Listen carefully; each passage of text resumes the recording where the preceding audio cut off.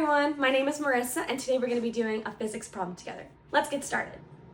So we have two equal charges, both positive 1 nanocoulombs, which are situated at the diagonal corners of A and B of a square with each side 1 meter long.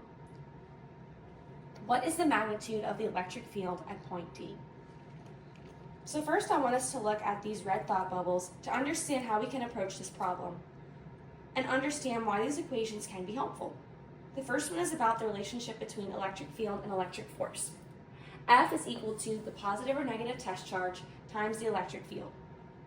This equation is important to understand and use for the setup of this question because the electric field at any point is defined as the force per unit test charge, which we have when we rearrange the problem and divide both sides by the test charge. Now leave that here and let's look at the second thought bubble. This one talks about Coulomb's law. Coulomb's law tells us the magnitude of force directly between two charges. This is another important equation because while this equation shows us how to determine the electric field at a certain point, this equation, once rearranged as well, will show us that the electric field at any point is the vector sum of the field vectors at that point caused by each charge separately. So when we bring E, equal to F divided by Q, when we bring that up here, we can make F equal to K times Q1 times Q2, which is test charge 1 and 2, divided by R squared. Since we just need to find the magnitude of electric field at one point D, we will multiply both sides by a Q, which will cancel out, and we are left with E equals KQ divided by R squared. And now we are ready to use this equation.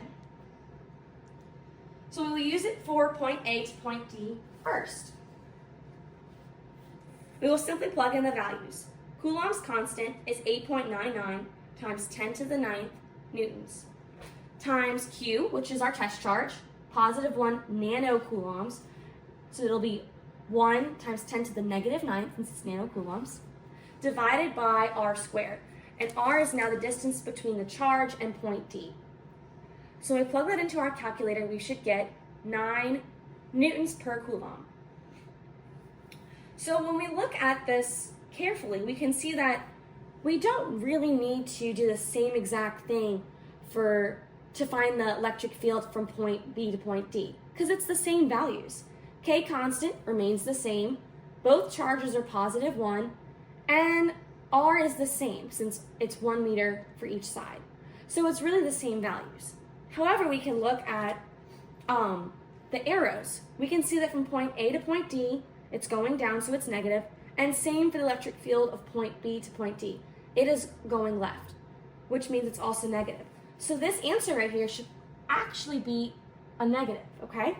And that'll be the same from point A to D and from point B to D as well.